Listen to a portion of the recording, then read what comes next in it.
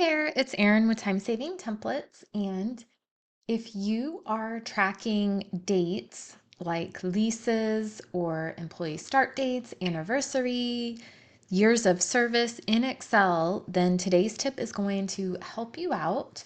I'm going to show you how to add and subtract months from a date, which can be a real time saver. This video here is going to be, I'm going to add it to a series that I did in the past on how to use dates in Excel. So there's 3 other videos in here. So I'll be adding this video to this page. So if you want to check out the previous videos on dates, I will link to that as well. Let me go ahead and get into the file. So when it comes with working with subtracting or adding months to a specific date in Excel, I'm going to be using an HR scenario, which is tracking people's employee anniversary dates based on their date of hire. You could use this to estimate who's getting a years of service awards and things like that. But you could also use this formula in for rental properties if you have or want to track when a lease is up or which properties have which lease ending soon, or just different ways if you, I guess, if you're even adding bonuses like get a free month. This could be a way to add like a free month to a subscription. Well, then you're going to be adding an additional month. So, so just some ideas for you there. But let me get into the formula. So I've added this tab just with some sample data.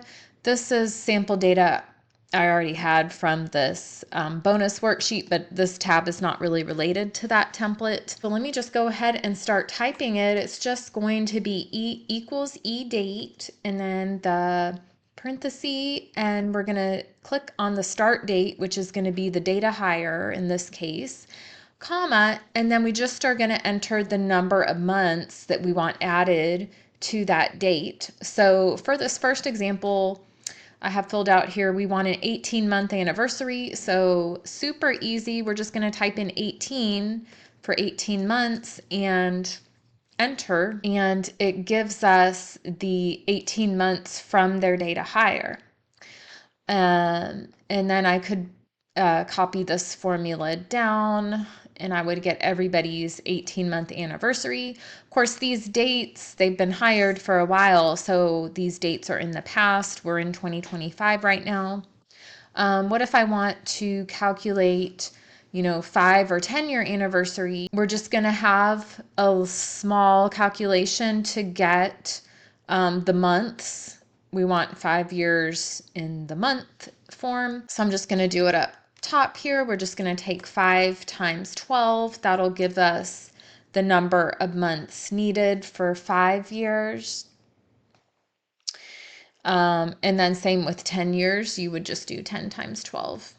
So you're just going to convert the years to a month, and that's what we need to enter into the EDATE formula. Of course, you could add that in that formula here into the formula, but I just did it up top. So it's going to be the same thing. We're going to do EDATE, parenthesis, the start date, data hire, comma, and then I'm just going to reference the total months at the top. I'm going to do the function F4 so I can just pull this formula down. And then I'm getting the 5-year anniversary dates. So I do have some here coming up in 2025. I have my file sorted on data hire, so that's making it easier to see that all these other dates are in the past. And then we can do the same thing for 10-year. I'm just going to, update this to look at K2 to get my 120 months.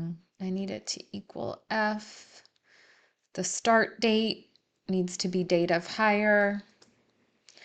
And then now it's giving me the 10-year anniversary. So hired January of 2010, The 10-year anniversary is January of 2020. And then I can see that starting here, we have upcoming anniversaries, and the rest are in the past. Now to get past this issue where I'm pulling up anniversary or calculating anniversaries that are in the past, there is a way around that. If I just want to show when is the next anniversary. So we're going to be using a few different formulas all here, but one I'll do up here that we're going to add in is the equals today formula. So you just do equal today, open and close parenthesis, and that's always going to give us today's date, and that'll update every time. So we're going to use that. So we'll calculate the anniversary always based on the current date when you open the file. So we're going to be adding that in here. So we're going to do equals EDATE. We're still going to do the start date, the data hire, comma, and then here comes the formula we're going to use is going to be, we're going to take the year of today's date, today. So I'm going to do that same formula I did above, just the today with the open and close. We're taking the year of that. So close the parenthesis again. And then we're going to do minus the year of the data hire, and then close parenthesis. I believe we have to do three parentheses. Okay, so we have to convert year to month. So we're going to do times 12. So I'm going to put it here right after the comma, 12 times the year, and then the today formula minus the year of the data hire. So what that gives us actually is, even though it's May, it is giving me the January anniversaries. This is not really giving us 5, 10, 15 years. It's just giving us every anniversary date. So for the current year, right? So for this year, everybody's anniversary date, what it falls on for the current year. Okay. So if you're wanting to only show the 5 and 10 year anniversaries, using this other formula is a good start in maybe filtering out dates that are in the past somehow. So you could also do 5-year anniversaries that fall less than the current date, because I put today's date right here. Let's just try it. We could do an if formula here. So we're saying if the 5-year anniversary is greater than the current date, if that's true, give me the anniversary date. If it's false, give me nothing. So let's see if that worked. So this is the text form of the date. I talked about this in the previous date, working with dates in Excel video, but we could just change that format to a date, and then it'll give us that. I forgot to put the $signs in this. So I'm going to do function F4 for that, the today's date right up here in L2. And then let me redo that.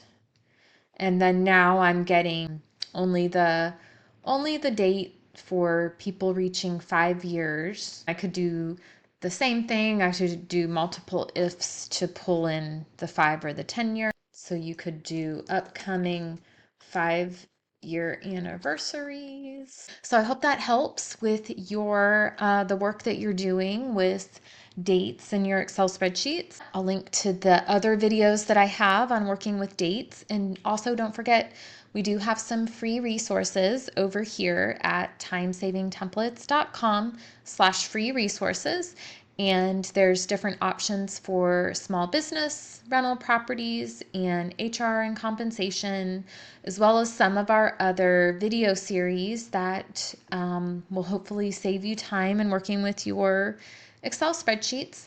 So please feel free to like and subscribe. And until next time, don't forget, I am here to help you streamline and save time when it comes to using your spreadsheets. Thanks.